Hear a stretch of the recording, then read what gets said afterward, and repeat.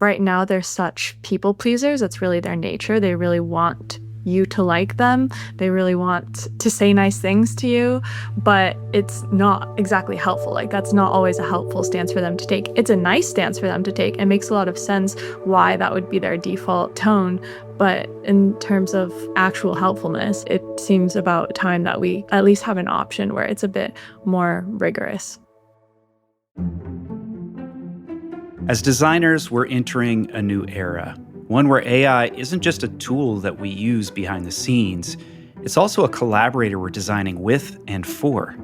It's a shift that challenges our assumptions, pushes us beyond static interfaces that we're used to, and calls on us to rethink what it means to create experiences in an intelligent, adaptive world. In this episode of Design Better, we talk with Josh Clark and Veronika Kindred, co-authors of the upcoming book Sentient Design, about what it takes to design for this new frontier. Josh brings 3 decades of UX wisdom, while Veronika, a rising voice in the field and, as it turns out, is Josh's daughter, brings fresh perspective as part of the first generation of AI native designers. Together, they offer a framework for designing interfaces that respond to context, intent, and user agency, without falling into the trap of chatbots as default. We dig into why chat interfaces might be holding us back. We explore new experience patterns that go way beyond conversation and discuss what it means to design systems where users can essentially draw their own interfaces into existence. We also tackle the thorny questions around trust, transparency, and what happens when we cede control back to users in ways that could make traditional designers a little uncomfortable. This is Design Better, where we explore creativity at the intersection of design and technology. I'm Eli Wooler. And I'm Aaron Walter. If you're hearing this, you're not currently on our premium subscriber feed. Design Better premium subscribers enjoy weekly episodes. You get 4 episodes per month rather than just 2. All are ad-free, and you get invited to our monthly AMAs with the smartest folks in design and tech. You'll hear a preview of this episode, but if you'd like to hear the full conversation, please consider becoming a premium subscriber at designbetterpodcast.com/subscribe. That's designbetterpodcast.com/subscribe. It's just $7 a month, and it supports not only your personal growth, it also supports your design community. The podcast is available to everyone through our scholarship program. If you can't afford a subscription right now, just shoot us an email at subscriptions@thecuriositydepartment.com, and we'll help you out.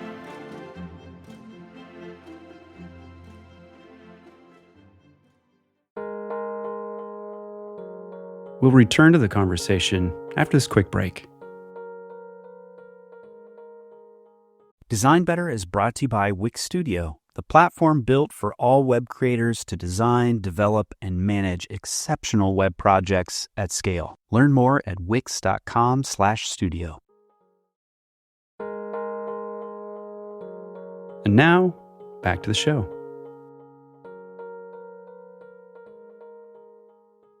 Josh Clark and Veronika Kindred, welcome to Design Better. Hello. Thanks so much for having us. You have a very timely book coming out very soon called Sentient Design. It's going to be published with Rosenfeld Media. Publication date still TBD, but it is imminent. We'll say it's summer of 2025. It's coming out very soon. Tell us a little bit about the book and the philosophy within it. Sentient design is what we call the form and framework and philosophy for creating intelligent interfaces. Sentient, I want to sort of get out in front of this right away, sounds like a pretty big deal. It's sort of like we're not talking about Terminator type stuff. We're not talking about sentient, about the singularity here. We simply mean interfaces that are aware of context and intent in ways that allow them to be radically adaptive. And so these are AI-mediated experiences that are conceived and compiled in the moment.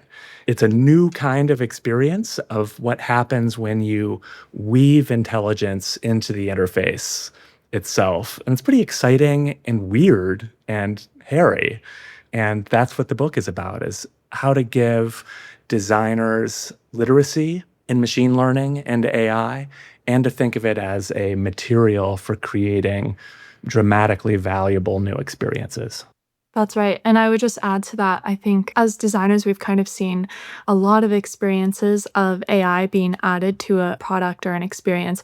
And it's kind of just a chatbot slapped on to whatever was already there in the first place, which is not the best we can do. We can definitely do better than chat. Of course, chat is great and it kind of invites this whole new type of experience, but it's really only one corner of what's possible. So in addition to everything that Josh said, in addition to providing this framework and this philosophy, also just about teaching people how to design better with AI.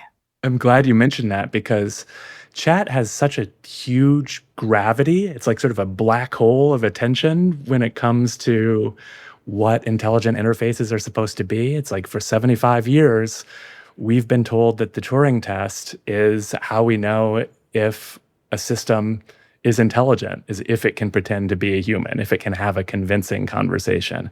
And somehow that thought experiment of the imitation game from 75 years ago became a design brief, that that's like the goal. And it turns out that there's a whole bunch of other really valuable experiences that you can create aside from conversational dialogue with a system that's pretending to be human. As designers, we're entering this era where we're both using these tools to create things, but also designing experiences that have AI at their core. So maybe we could talk about some of the skills that we should cultivate or think about as we work our way through this new era. One of the skills is just frankly learning the grain of this material. I think we've all experienced that this stuff is weird. It's great at stuff that we wouldn't expect it to be good at and terrible at stuff that we would. It's obviously unpredictable in that context. And so a lot of the work, I mentioned literacy before, is just finding out what the stuff is good and bad at and embracing the possibility that the weirdness of it can be an asset instead of a liability. And sometimes it's a little bit of stepping back and trying not to force it to be like computer systems that we've known from our past, where it's like the goal is for it to have predictability and to give grounded answers. Especially when we look at large language models, it demonstrably is bad at that. Although some other kinds of machine learning, and let's not forget, AI is a lot more than large language models. There's a long tradition of machine learning that can be really valuable material too, and more reliable. So I think the biggest skill is to work with this material, learn its grain, its strengths and its weaknesses, and how it wants to be used. And Veronika, you talk about that a lot in terms of just sort of starting to use it for everything, to have that kind of intuition for it. Yeah, I definitely joke about like, oh, I use AI to like go grocery shopping now. But it's true, I do. And just like being able to use it outside of work, even just for like small tasks like that, it makes it easier to grocery shop for a specific recipe or something like that, like a very basic application that makes my life a little bit easier. I'd like to pick apart something else you said when we're talking about designers integrating AI into their processes. I do think that's a lot of what has been quite emotional for people in getting into how AI is going to impact them and their lives, because there's a lot of talk about replacement. It's going to take our jobs, or it's going to take the fun parts of our jobs, the part that I like, the creative part. And I really think that's why it's important to focus on how it can make the experience actually better. This whole perspective that we've kind of been seeing everywhere is really focused on efficiency. It's very corporate driven. It's conversations like, how can we get the best ROI? How can we drive value and cut down costs? And all of that is important for a business, but it's not a human-centered way to look at AI. And for designers, that is the brief, right? To be human-centered, like to think about how this can make a better experience for people. And that includes us as well. How can we use it to make our lives, our jobs better and more fun? And that is not necessarily going to come from the top down. Like that might be something that we need to figure out for ourselves. I mean, I think one of the interesting things, is Veronika is speaking as a different generation of designer than me. Veronika, you are 2 years into your career. You are AI native as a professional designer, and you grew up with TikTok as a norm, not static websites. And so, I mean, I think one thing that I've found really helpful working with Veronika on this book and at Big Medium is the perspective that she brings to this, that I have 30 years of history in UX and product design. And while I think I've got a pretty good handle on the best practices of this stuff, the more that I've worked with these things, with AI, with machine learning, the more that I've realized that a lot of my assumptions need to be revisited. So old heads like mine need new heads like Veronika's. And so, as we look at the next generation of experience design, it's really helpful to be working with literally the next generation. And in our case, literally so, because Veronika is not just my colleague, but my daughter, which has been like a really special relationship to me, I think, in doing this. And I've just like learned so much as a designer in the last couple of years as she said, wait, why do we do it that way when we have these tools available? So, she gives her old man a kick in the seat of the pants here. I was sort of like, let's think about this differently. Right, maybe a bit quicker to try out new tools. Although, let's not give Josh no credit. He's definitely out there. Thank you, Veronika. Yes. Yeah, I think in some ways we kind of buried the lead because I think it's so great that you guys are working on this project together. I have a 14-year-old daughter and a 9-year-old son, so a little younger, but I do see that behavior where, they're very much like voice first in a lot of ways they interact with tech products. And, we touched on chatbots a little bit. That's certainly not the only way to go, but they kind of get it in a way that I don't, or think of ways of using it that I wouldn't. So I think it's wonderful that you two are able to collaborate in this way. Yeah, thanks. Me too, Eli. I want to dig deeper into some of the things that you've alluded to here. You're talking about understanding AI, understanding the grain of it or its behaviors, sort of a personification of what does it want. I often find myself as I'm using ChatGPT, Claude, whatever, thinking of it as an entity. And I can't help but think, like when I say, can you do this? Or like I'm talking to it not as a computer that's doing my bidding, but as a collaborator, like I would talk to another human being. Because it is such a nascent space that is emerging and we're constantly learning and constantly exploring new things we can do and how it enhances our lives, also how it will change our lives. Like Claude, the Anthropic CEO, co-founder, recently came out last week, I think it was, predicting maybe up to 10, 15% unemployment in the next 3 to 5 years, which is frightening, devastating. We've never seen anything like that in our lifetimes. So there's a lot that can happen with this. But what you're describing is not taking the current state as this is what it is, what can it be, and what can AI do for the things that we're making. Can you paint a picture for us 2 years, 3 years, 5 years out of what software could look like, the human interaction, our relationship with technology could look like if designers are smart about what's emerging? I think there's like two things to mention there. There's like one is what is our relationship to the technology as designers? And then what is it for our users or for us as users?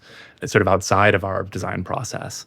And I think one thing is, and you've touched on this, Veronika's touched on this, is that right now there's this big focus on how do we use AI to do design work? In other words, how do we use it for efficiency, to replace tasks that we've already been doing? Which has a little bit of a nervous, anxious-making feeling of, wait, this is replacing design, maybe diminishing design. Where is my role in this? And those are important things to figure out. And there will be utility in that as well as we sort of find parts of our design process collapsing, shortening, being taken over by sort of automated systems.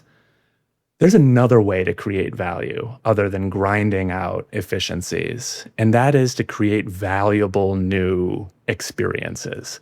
And when we talk about weaving intelligence into the interface, we're talking about how do we take that machine intelligence as a material to create really new kinds of experiences. You've talked about it yourself. It's like, wow, I've got a different relationship to this interface than I've had to computing before.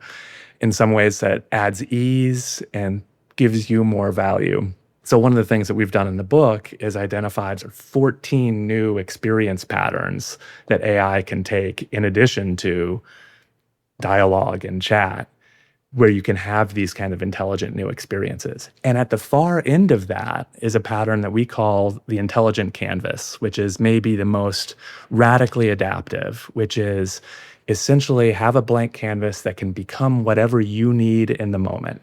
So it's the kind of thing of, oh, let me sketch an interface, let me describe a thing that I need, and an application spins up. It's similar to what designers are using right now with things like Lovable or other things like that to create applications for the users down the road to speed production. But what if it's just like, I'm creating it for me, software on demand that is essentially disposable. I need a thing for 10 minutes. Let me describe it. It appears, and then I put it aside and move on. There is this idea from some that something like a ChatGPT platform or a single AI platform can eat all of computing. I doubt that's going to be the case. Like, I don't see that, at least in the near future. I think it's much more likely that AI becomes a capability that any application can bring into it and that things will remain somewhat domain focused. It's just a little bit easier for us to use, frankly, I think, in that way. Can we push on this? Please. Because this I find really interesting. And for those of us who have been on the web, designing and building for the web for decades, I can't help but think that we might be a little short-sighted in not seeing what could happen here. So we just had a conversation, an episode that will come out very soon, a conversation with Google. And Google I/O had some fascinating announcements. It's sort of like headless search. So it's AI, like this open mode, AI mode, where you can query the web for things. But that query is not just like, here are some links. It's all of the knowledge of the web and the conversation happening right there. So we no longer need to go to websites to do that thing because there are agents to do that stuff for us. It's not just bringing us information, it's also doing the tasks for us. And I can't help but think, those of us who have been making websites for decades, do we need to make websites anymore? Or do we just like fill in squares on a spreadsheet that are part of the LLM? I think that content and informational sites, especially around somewhat commodity content, is really at risk with that kind of model. And I think we'll see what happens. Veronika and I have been working closely with one of the biggest publishers in the world as they sort of work their way through it and try to understand, what is my value when information is being atomized and commoditized like that? And a lot of it is around storytelling. You know, it's like, oh, I'm coming to you because I trust you. I trust the storytelling that you're doing in the same way that I'm going to continue listening to this podcast, even though Gemini could probably create an audio podcast on any topic that I want. I want to listen to you two. And so I think that there is this idea of sort of relationship and human relationship, even as we have some notion of content being commoditized. But I don't know, Veronika, it's like we've also been looking at a bunch of different models for experiences that we can create that sort of dismantle complex information architecture with like interfaces that are conceived and delivered in real time for the specific thing that you want. You know, it's like I'm thinking about bespoke UI and some of the dashboard things that we're seeing.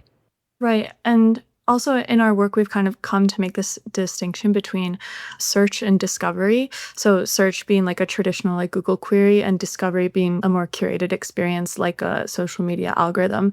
As you're saying, Aaron, definitely feels like we're moving towards more of a discovery way of using the internet. And yeah, like as Josh was saying, what does that do for websites who get their revenue from clicks when you don't have to click on them anymore? I think Josh is absolutely right. It really becomes not only about the storytelling and the relationship that you have with the user, but also about the experience. Like I could go to people.com or I could go to TikTok to talk about like the latest celebrity gossip. But where do I think I'm going to have the better experience? What kind of experience do I want? Do I want to read or do I want someone my age to like tell me about it in slang that I would use type of thing. I mean, it's kind of good news for designers, right? Like we're practiced in making experiences. That's what we are really best at. So it's like, yes, some websites and some types of information where it's really just about content might change, might not have the same models that they're used to, but websites that are really about the experience and, dare I say, even the joy of being on the website, like maybe that will matter all the more. Yeah. This is interesting, Veronica, this idea of discovery. So, the information architecture days, early 2000s, we often talked about known and unknown search. And known search in the age of AI is on lock. Like, if you want to know any esoteric, bizarre, whatever, that can be answered very quickly, very efficiently. And you can go deeper into that quite well. The unknown search, the discovery part of not really knowing what your interests are or where you will go. Like the world is a rich, multifaceted place, and there's so much that can be discovered. Do the two of you have thoughts about what that could look like in the future, this unknown search part? One of the things that's intriguing is as we've gone from search to curation in social media, that what seems to be happening now is manifesting. Like, I just want to manifest the thing that I'm looking for. So I think that there is this thing not only of I'm looking for information or to complete a task, but I want something right now that takes this form. Sounds very abstract, but kind of to come back to this intelligent canvas pattern, we see it in consumer products like iPad already, where we have the calculator for iPad. Calculator app I'm going to talk about something that's just like, make it anything you want, is that there's this math notes feature that essentially lets you scribble your own interface of a math-based function, and you've got like an instant interface. So it's like, great, I'm going to draw an interface for calculating how much soil I need for my garden and how much that's going to cost, and can sort of play with the variables. And it's like, put it aside, or an application to do recipe conversion. There's a platform of possibility, but I'm drawing my own interface. Magic crayon. Yeah, it is totally the magic crayon. Exactly. Yeah. I love the Harold and the purple crayon example, or it's also like Wile E. Coyote drawing, a fake road and, fake tunnel onto the cliff. So, and then it turns into a real thing, or at least when the roadrunner is running through.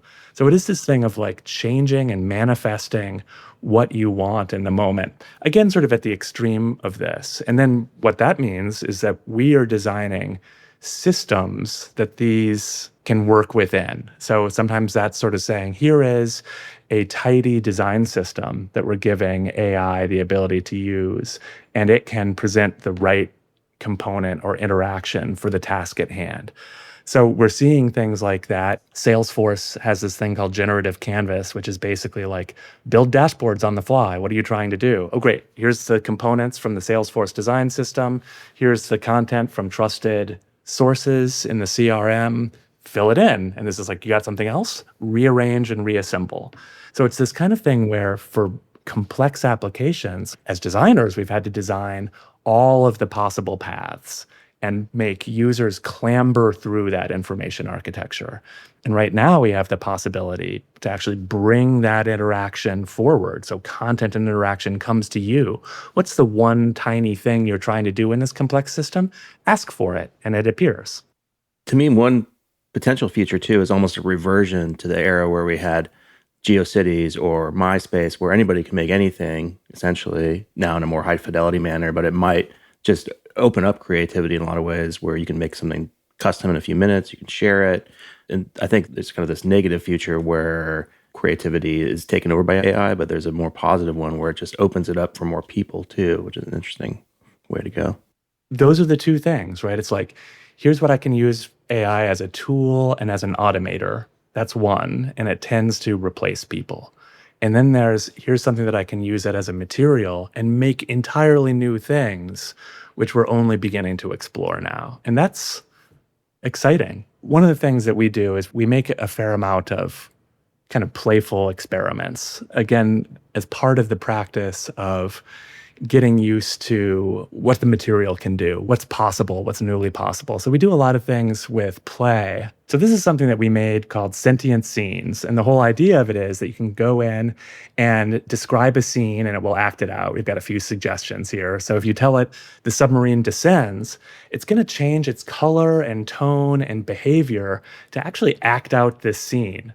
So it goes through and now it's like, all right, I'm going to be a submarine now. And it changes the vibe. Or I can be like HAL 9000 can be the thing. And it's going to tell a little story and a little scene and change its behavior. The thing that's fun about this is it's doing a few things. One is, what is an intelligent interface beyond chat, where it's sort of like changing tone, style, content, behavior in response to user intent, either expressly stated or implicit. And it's sort of something that, how do we have personality and presence without necessarily pretending to be human, right? What are we able to do and are able to sort of discern meaning beyond just the expressed words? Like here it's sort of getting, it's getting some emotional context and mood into what I'm doing here. And it's taking a seed of an idea and turning it into a story. This is obviously a little toy, but I think that it has big implications as we think about, how can we take little cues and actually really change the spirit of the interaction, where it could be content or structure or the actual behavior of the system itself.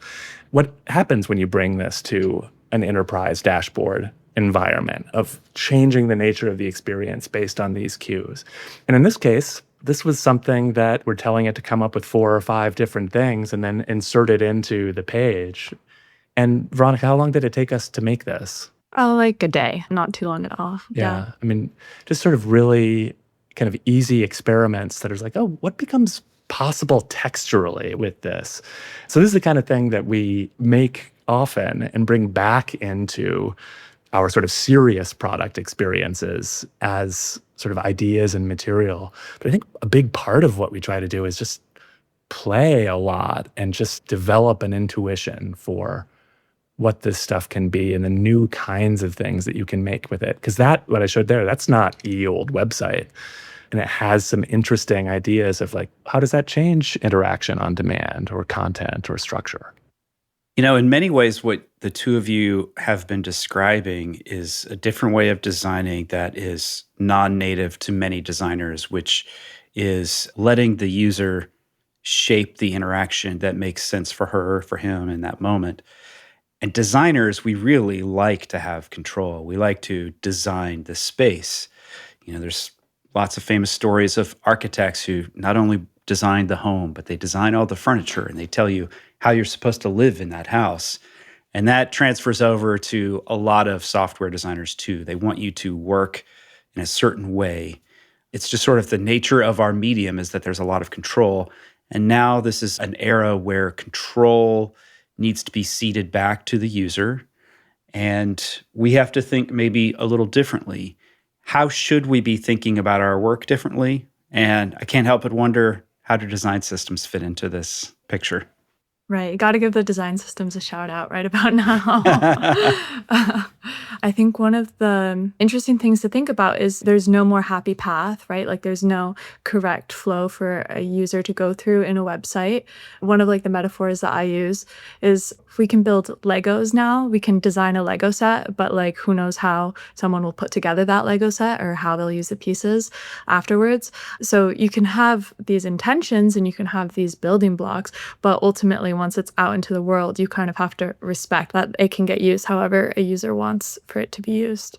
This has been like the focus of the last 10 years of the industry, I think, is like we've been through this period of kind of design consolidation, identifying best practices, figuring out consistency and coherence and how to communicate that among large groups of designers. That's been necessary as companies have brought design in-house. And now there's like a ton of designers happening, right? That's like why we needed design systems. What I think that's meant, though, is that the innovation in design has happened at the process and asset level in a lot of ways for the last 10 years, and not at the product level. And so I think that that was necessary as sort of where design lives moved from agencies to in-house, of how do we sort of create some reliable process around this stuff in design. The exciting thing is like that now we've got this material that's like moving innovation into product with all the kinds of stuff that we're talking about. And now these systems can use the design systems that we've created. We've put a lot of effort into structuring and having common vocabulary for this, and we can teach AI to use this stuff. One of the things about large language models that they're really, really good at is they're really good at parsing intent. And that used to be so hard. I mean, just like looking at like Alexa, like great, Alexa could understand the words, but then didn't know what to do with them unless you had the exact right incantation, right? That's all totally sorted now with LLMs. They're like, oh, I know what you're talking about. They're not so great at necessarily giving reliable answers, but they are really good at parsing the request and saying, I know now I can go over here and ask this system for it through RAG or through MCP servers. So what it actually becomes that I think is like we've been trying to force large language models to be answer machines, to be reliable, to fight their propensity for hallucination. Maybe they'll get better at that, maybe not. What we do know is that they weren't designed to be answer machines. They were designed to understand and continue conversation. So let's use that as the front end of these things to understand what we're doing and then deliver the right design system components. And so as designers, the role then is like not to design the specific path, but design the rules of the system for the system and the user to interact together in ways that are safe and feel cohesive. So just looking at that sentient scenes example, anything is possible. You can ask for anything and it will act it out. So a really wide variety of possibility, but it's all cohesive. It's like they all feel similar. It's the same stage and the same actor. The choreography changes on demand, the set dressing changes, but it's still, I understand, it's grounded in that experience. And that's exciting. Two things are exciting about it. Can create a system, a meta system for how user and system interact. But then it's also super fun. It's the challenge and the opportunity to take open-ended inquiries and move them into deterministic systems. And so that's an example also of what Sentient Scenes was doing. It's like, ask me anything, and I will interpret it and put it into this rendering engine to display what you're asking for. And so, with simple design systems, we can do the same. Do you find that the tools sort of adhere to the design systems, or do they ever deviate? And one thing that just comes to mind based on our experience today is I was using Claude to just help me work through some writing. And then all of a sudden it started spouting out this code for something that I had previously worked on a Rick Rubin site, was exploring with it. It's like, why did you render this? It's like, oh, you asked me to in a separate chat thread. So it was like sort of diverting into its own behavior. Point like, okay, that is interesting, but it's not exactly what I was asking for. So yeah, I'm wondering how you kind of adapt to that with these systems. If you run it 100 times and like 10 times, it goes off and veers into this like kind of wild direction that you weren't expecting, even though maybe like with our sentient scenes example, we have it set up so that it should only send back JSON, right? It should only send back a structured object. What happens when it doesn't, like you kind of just have to run it again. And like, that's fine when it's something like fun and kind of low stakes. But what happens, what do you expect when you're in a higher stakes situation, like if you're doing financial regulation or air traffic control or something like that, where like you really can't afford that opportunity. And I think that's when it's important to bring in those really, really grounded systems and to keep context windows pretty short so that they're not really able to amalgamate context and information over time. And they can kind of just like creating the most direct line possible between the query, the prompt, and the output. Yeah, I mean, I think one of the things that we're seeing these systems wrestle with is memory, right? I mean, Eli, your specific example kind of brought that up as we're sort of trying to be like, oh, I know you, so I'm actually smushing together previous conversations into this one. If you'd like to continue listening to this conversation, you'll need to subscribe at designbetterpodcast.com/subscribe. Once you do, you'll get access to every full-length episode, all ad-free, monthly AMAs with inspiring people in design and tech, and recordings of all our past AMAs. The podcast is available to everyone through our scholarship program. If you can't afford a subscription, just email us at subscriptions@thecuriositydepartment.com and we'll help you out. Your support makes design better possible. Invest in yourself and the design community. by subscribing at designbetterpodcast.com.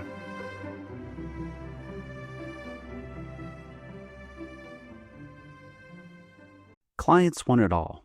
A slick-looking site that can run their business and scale with their success. Well, Wix Studio is built just for that. Plan out your client's whole site in seconds with AI-powered site mapping and wireframing. Then when everyone's on the same page, you can jump into the creative stuff, starting off in Figma or in Wix Studio Editor with super precise layout tools like Grid, Stack, and Flexbox. Go above and beyond the brief with no-code animations, custom CSS, and built-in business solutions, and make your whole vision responsive in just a single click. It's super easy. And there's zero need to break a sweat when clients grow fast. A dynamic CMS with global design settings and reusable assets lets you turn one page into hundreds. Design smoother and deliver sooner. Go to wixstudio.com. That's wixstudio.com. Design Better is supported by Masterclass. I'm a lifelong learner. Though it's been decades since I've been in school, I remain in life's classroom, curious about design and tech, science, history, filmmaking, architecture, cooking, AI, and lots of other things too. Masterclass is an essential part of my learning. I've gone deeper into each of these subjects by taking masterclasses with people like Herbie Hancock, Frank Gehry, David Lynch, Anna Wintour, Shonda Rhimes, Martin Scorsese, and Jane Goodall, to name just a few. The brightest minds are making my mind brighter, and I love it. Whether you want to learn to write better, improve your public speaking, develop a mindfulness practice, enhance your creativity, or become a better cook, Masterclass has in-depth expertise you can tap into anytime and any place. You can access Masterclass on your phone, computer, smart TV, or even in audio mode. Right now, Design Better listeners get an additional 15% off any annual membership at masterclass.com/designbetter. Save 15% off at masterclass.com/designbetter. That's masterclass.com/designbetter.